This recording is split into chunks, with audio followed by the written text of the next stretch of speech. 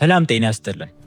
ፀጉራችሁ እንዲረዝም ይፈልጋሉ፣ ግን የተለያየ ነገሮች ሞክረው ምንም ውጤት አላገኙም?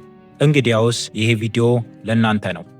ከብዙ ምርምር ሙከራ በኋላ ለዘመናት በሚስጥር ተጠብቆ የቆየው የብዙዎች ሴቶች ፀጉር የቀየረው የህንድ የፀጉር ማሳደጊያ ሚስጥር እነግራችኋለሁ። ብዙዎች የምንሳሳተው የህንድ ሴቶች ፀጉር የዘር ነው ብለን በማሰብ ነው። አዎ የዘር አስተዋጽኦ ሊኖረው ይችላል። ነገር ግን ዋናው ሚስጥር 80%ቱ የሚሆነው ዩቪዳ በሚባል ጥንታዊ የተፈጥሮ ፀጉር አያያዝ ጥበብ ነው። እነርሱ ገና ከልጅነታቸው ጀምሮ በባህላዊ መንገድ በተፈጥሮ ዘይቶች በማሳጅ የመንከባከብ ባህል አላቸው። ዛሬ እኛም የምናየው ይህንኑ ነው። ፀጉርሽ ማደግ አቁሞ ከሆነ፣ እየተሰባበረ ካስቸገረሽ፣ ወይም በብዛት እየረገፈ ካሳሰበሽ ፀጉርሽ ልክ እንደ አበባ ተንከባክቦ እንዲያድግ የሚያደርጉትን ነገሮች እነግርሻለሁ። እስቲ ራሳችሁን ጠይቁ። ለምንድን ነው ውድ ሻምፖ ተጠቅሜ ፀጉሬ የማያድገው?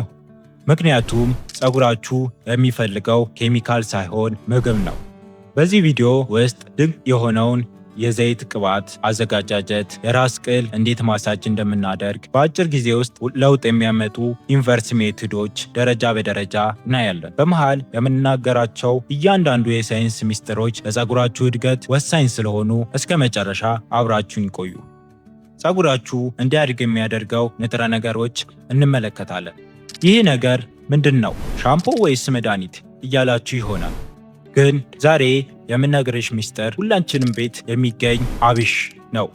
አዎ አብሽ ለምግብ ብቻ ሳይሆን ለህንዶች የፀጉር እድገት ዋነኛ ሞተር ነው።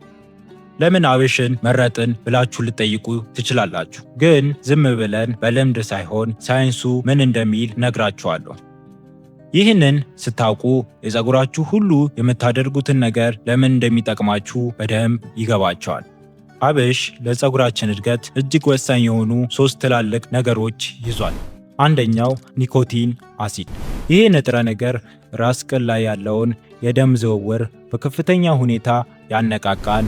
ደም ደግሞ ለፀጉራችን ምግብና ኦክስጅን ይዞ ስለሚወጣ ለፀጉራችን በፍጥነት እንዲያድግ ይጠቅመናል። ሌላኛው ደግሞ ከፍተኛ ፕሮቲን። ፀጉራችን የተሰራው ኒኮቲን በሚባል ፕሮቲን ነው። አብሽ ደግሞ በተፈጥሮ ፕሮቲን የበለጸገ ሲሆን ለፀጉራችን ቀጥተኛ ምግብ ይሆናል። ሌላኛው ደግሞ ሊስትን የተባለው ደግሞ ፀጉራችን እንዲያንጸባርቅ፣ እንዲለሰልስ፣ እንዳይሰባበር የሚያደርግ የተፈጥሮ ቅባት ነው።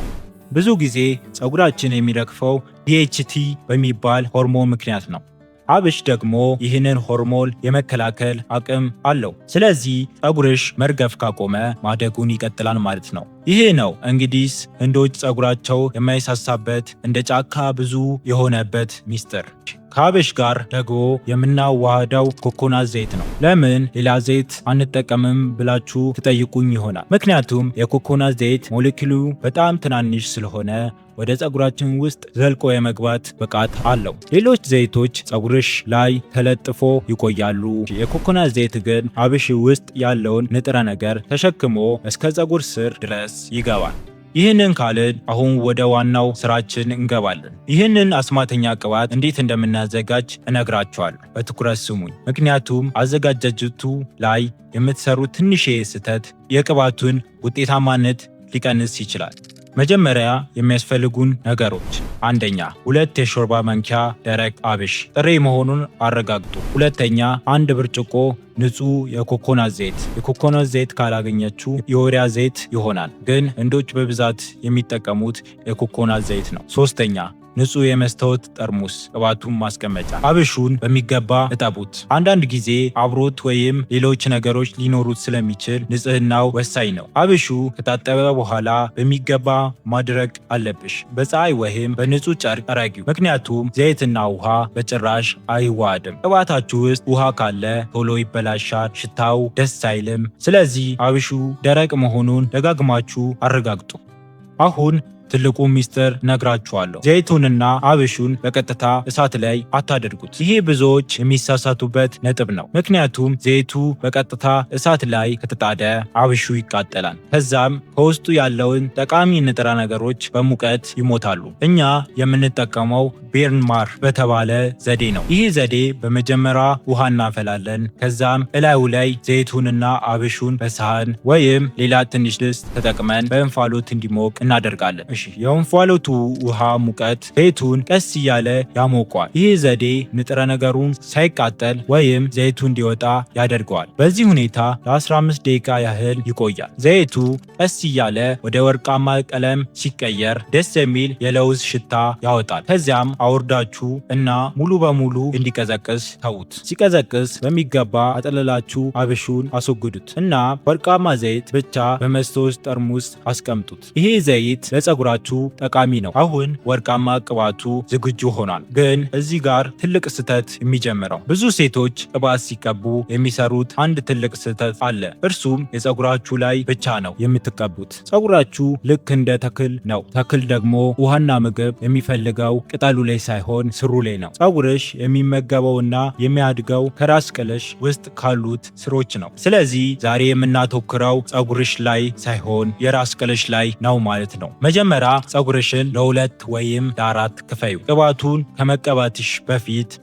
ከመቀባትሽ በፊት ትንሽ ለብ እንዲል ብታደርጊው ውጤቱ እጥፍ ይሆናል። ምክንያቱም ሙቀቱ የራስ ቅልሽን ቀዳዳዎች ስለሚከፍት ዘይቱን በቀላሉ ዘልቆ እንዲገባ ያደርጓል። አቀባቡ እንዲህ ነው። በጣትሽ ጫፍ ብቻ ቅባቱን እየወሰርሽ ራስ ቅልሽን ቀቢው። እዚህ ጋ ትልቅ ማስጠንቀቂያ እነግርሻለሁ፣ በጥፍር እንዳይሆን። ምክንያቱም በጥፍር ማሸት የራስ ቅልሽ ላይ ትናንሽ ቁስሎች ሊፈጥር ለባክቴሪያም ሊያጋልጥሽ ይችላል። ስለዚህ በጣትሽ ለስላሳ ፓዶች ብቻ ተጠቀሚ። አሁን ወደ ዋናው ቁም ነገር እንገባለን። ቅባቱ በሚገባ ካደረስሽ በኋላ ለ10 ደቂቃ ያህል ማሳጅ ማድረግ አለብሽ። አዎ ለ10 ደቂቃ። እጅስ ሊዝል ይችላል፣ ግን እመኚ ለውጤቱ ዋጋ አለው። ማሳጁን በክብ እንቅስቃሴ ቀስ እያልሽ አድርጊው። ይህ ሂደት ምን ያደርጋል መሰለሽ? ፀጉርሽ ስር የሚሆነውን የደም ዝውውር በከፍተኛ ሁኔታ ይጨምራል። ደም ደግሞ ፀጉርሽን የሚፈልገውን ምግብና ኦክሲጅን ተሸክሞ ስለሚወጣ የተኙት የፀጉር ስሮችሽ እንዲነቃቁ ያደርጋል። ማሳጅ ስታደርጊ ጭንቅላትሽ ላይ ትንሽ ሙቀት ሊሰማሽ ይችላል። ይህ ደግሞ በሚገባ እየተዘዋወረ መሆኑን የሚያሳይ ጥሩ ምልክት ነው። ይህንን ስታደርጊ የፀጉርሽ ብቻ ሳይሆን አይምሮሽ ዘና ይላል። አሁን ቅባቱን ቀብተን ማሳጅ አድርገን ጨርሰናል። አሁን ደግሞ የህንዶች ትልቅ ሚስጥር የሆነውን የፀጉር በሳምንት ውስጥ እንዲያድግ የሚያደርገውን ዩኒቨርስ ሜቶድ አሳይሻለሁ። ብዙዎች ይህንን ሜቶድ ሰምተው ይሆናል። ካልሰማሽ ደግሞ ፀጉሮችሽ እንዲያድግ የሚያደርግ ሜቶድ ነው። ዩኒቨርስ ሜቶድ ማለት በቀላሉ አማርኛ ራስን ዝቅ አድርገው ወይም ዘቅዝቀው ማሳጅ ማድረግ ማለት ነው። ይህ ዘዴ ለምን አስፈለገ? ምክንያቱም ግራቪቲ ወይም በምድር ስበት አማካኝነት ደም በከፍተኛ ፍጥነት ወደ ጭንቅላትሽ እንዲፈስ ስለሚያደርግ ነው። አሁን ይህንን ዘዴ እንዴት እንደምትጠቀሙ እነግራቸዋለሁ። መጀመሪያ ቅባቱን ቅድም እንዳየነው ተቀብተሽ ጨርሺ። ከዚያም ወንበር ላይ ወይም የአልጋ ጠርዝ ላይ ተቀመጪ። ራስሽንም ቀስ ብለሽ ወደታች ዝቅ አድርጊ። ፀጉርሽ ወደ መሬት ይንጠለጠላል። ልክ ጉልበትሽ ወይም እግርሽን ለማየት እንደምትሞክሪው አይነት ሁኔታ ማለት ነው። በዚህ ሁኔታ ውስጥ ሆነሽ ለተጨማሪ 4 ደቂቃ ራስ ቅልሽን በጣትሽ ጫፍ ማሳጅ አድርጊ። በዚህም ሰዓት ፀጉርሽ ምግብ ያገኛል ማለት ነው። ደም በከፍተኛ ሁኔታ ወደ ፀጉርሽ ሲሄድ እድገቱ እንዲነቃቃ ያደርጋል። እዚህ ጋር አንድ ትልቅ ማስጠንቀቂያ አለኝ። ይህ ዘዴ እጅግ ውጤታማ ቢሆንም ለሁሉም ሰዎች አይሆንም። ለምሳሌ ደም ግፊት ካለባችሁ፣ የራስ ማዞር ችግር ካለባችሁ፣ የልብ ህመም ካለባችሁ ወይም ነፍሰ ጡር ከሆንሽ እባክሽ ይህ ዘዴ እንዳትጠቀሚ። ምክንያቱም ጤናሽ ከውበትሽ ይቀድማል። ለዚህ ችግር ተጋላጭ ከሆንሽ ቀጥ ብለሽ ለ10 ደቂቃ ማሳጅ ማድረጉ ብቻ በቂ ነው። ዩኒቨርስ ሜቶድ በየቀኑ ማድረግ የለብሽም። ምክንያቱም ህንዶች እንደሚጠቀሙት በወር ውስጥ 1 ሳምንት ብቻ ወይም ለተከታታይ 7 ቀናት ድርገሽ ለቀሪው 3 ሳምንታት ማቆም አለብሽ። ለምን መሰለሽ? ምክንያቱም ጭንቅላትሽ ከሁኔታው ጋር ከተላመደ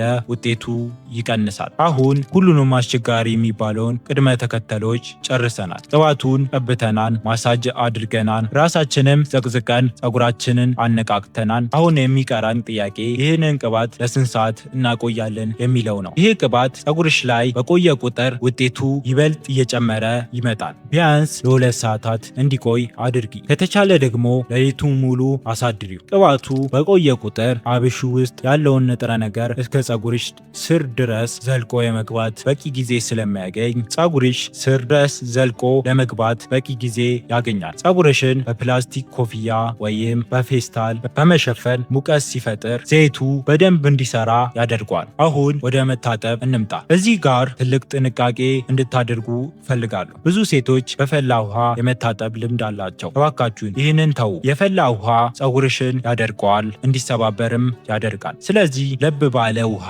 ታጠቢ። ሻምፖ ስትመርጪ ደግሞ ሰልፈር የሌለው መሆኑን አረጋግጪ። ሰልፈር ፀጉርሽን የሚያጸዳ ቢመስልም በውስጡ ያለውን ተፈጥሯዊ እርጥበት ግን ጠራርጎ ይወስዳል። በመጨረሻም ፀጉርሽን ተለቅልቀሽ ስጨርሺ በቀዝቃዛ ውሃ ድገሚው።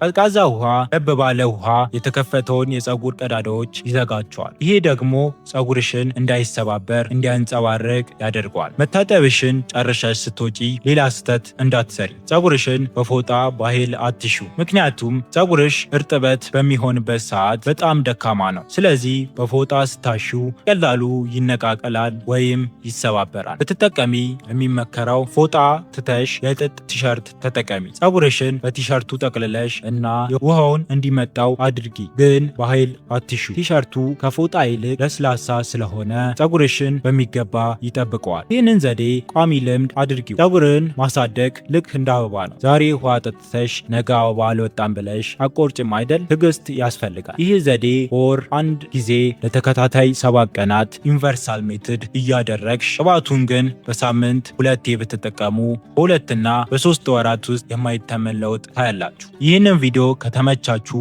ላይክ እያደረጋችሁ ለጓደኛችሁ ሼር እያደረጋችሁ ማንኛውም ጥያቄ ካላችሁ ኮሜንት ላይ እየጻፋችሁ ቻናሉን ሰብስክራይብ በማድረግ ቤተሰብ ይሁኑ። በሚቀጥለው ቪዲዮ እስከምንገናኝ ቸር ይቆዩ።